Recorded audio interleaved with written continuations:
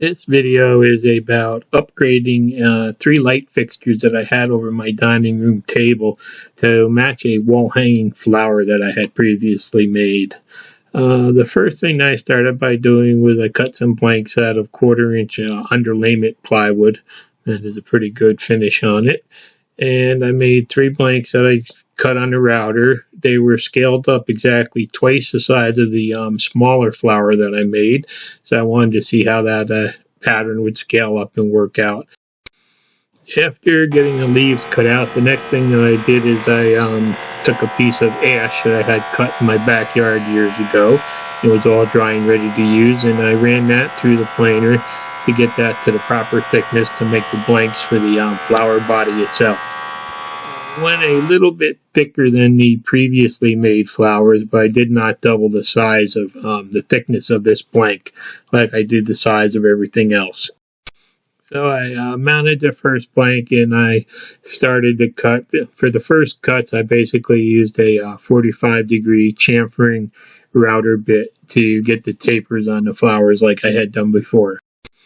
Then after cutting all of the angle profiles on the first flower, I had to go back and do a bit changeover to get the straight carbide spiral bit in place to cut the outside and inside of the flower out. It sure would be nice to have an automatic tool changer, but in my price range they just don't exist.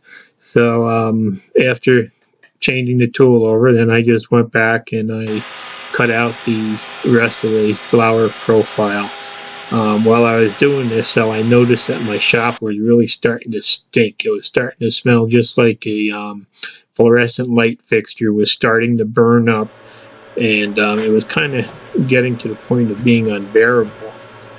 Here we have the first flowers cut out, and then I mount the next blank. With these blanks, what I did is I just had a piece of MDF that I clamped to the tabletop with my clamping setup, and then I used a couple of the Craig screws into that MDF to hold the blanks in place, because they had the centers and everything else that I did not want to move around as they cut.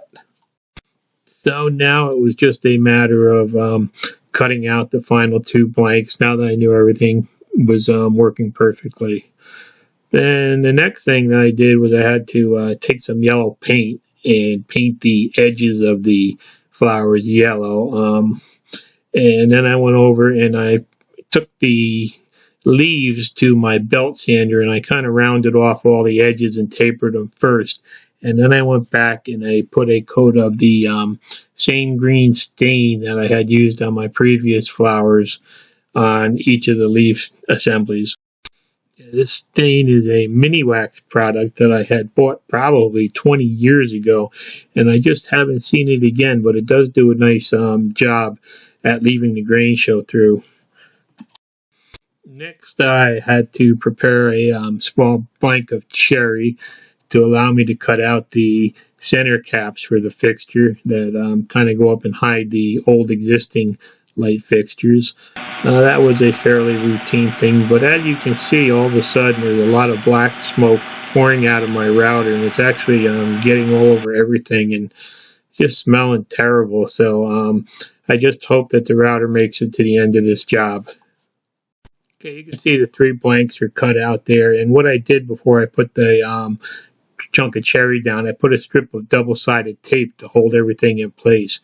Then here you can see the leaves and petals are basically finished, and I took the old fixtures down off of the mounting bracket that they were on this. I then went back to my shop and I mounted the center caps that I had just cut on the router on my lathe. I used a 3/8 chuck, and luckily I was able to clamp it on the inside of the hollow part. And it was just a matter of basically turning them to match the shape of the centers that I had previously made on the wall hanger. I just love the smell of turning a piece of wild cherry on the lathe. The whole shop just gets this real sweet cherry smell to it. Then after just kind of shaping them up, I took a little bit of sandpaper and sanded them down, get all the roughness off them. And then the next thing that I had to do was bore the center hole for the old light fixture to go up through. I just used a Forstner bit to do that, and I threw that in a chuck in the lathe. And as you can see, I had to grab onto the chuck because lately I've been having trouble with the tapers not matching, not locking up good, and sometimes the chuck will start spinning. So I have to do something to clean that out better at a later time. Once the holes were finished in all of the centers, it was just a matter of going back to all of the parts that I had previously made, and I put 3 coats of a polyurethane spray on them to give them a kind of a shiny finish in the end. With all the main parts of the flower finished, the next thing we decided to do was to add a little sign between all 3 of the light fixtures to kind of tie everything together. For the sign blank, I just used another piece of ash that was cut from my backyard, and it was a little bit longer than what my router table was wide, so I had to mount it the long way with it hanging over on both sides to be able to cut the letters where I wanted to. Then it was just a matter of spraying a quick coat of the black stencil ink into the letters to give them some contrast, and let that dry for about 20 minutes or so. And then I just take the sign back to my joiner and take a real thin cut off of it to remove any overspray that has gotten into the grain on the face of the wood. Yeah, that Marsh stencil ink that I use that comes in a spray can is just a wonderful product for when making signs. They give you a nice dark finish, but yet it does not soak too deeply into the surface of the wood that it makes it hard to clean up later. Next, I added a couple of holes, put some radiuses on it, and cleaned up the edges on it, and that part was done. And next, I just programmed up and I cut out some leaves that look like stem leaves on it. By now, the router is really starting to run slow, starting to smell bad, and the whole shop stinks. I can't believe it. So I guess it's about the end of that router's lifetime. The good thing is that I did get about 40 hours of runtime out of the router, so I guess I can't really be mad at it. Then I went back to the leaves and I took a X-Acto knife and I scraped in some gouges to look kind of like the veins in it. And then just went back and put some of that same stain on the leaves and then some polyurethane. And here you can see all the parts here basically ready to start assembling. I did go out in my metalworking shop and I had to turn a couple of brass collars to hold everything together that you see there that I do not have included in this video. But it is just a simple matter of turning some brass and then polishing it up and putting a coat of clear on it. Okay, I started by taking the leaves and stapling them to the back of the flower part with the yellow on it. And then I had to take the existing lamp rods apart and put some O-rings on there to locate my sign part. And then I had to kind of slide everything on. There you can see the brass bushing that I made. And I also made a little cushion washer for it. Then it was just a matter of pulling all 3 of the wires back through the fixtures to get everything back together so it could be wired back in place. Luckily, the fixtures were really easy to take apart. They were all threaded joints and whatnot, so it made it easy to assemble all the hardware on them that I was adding.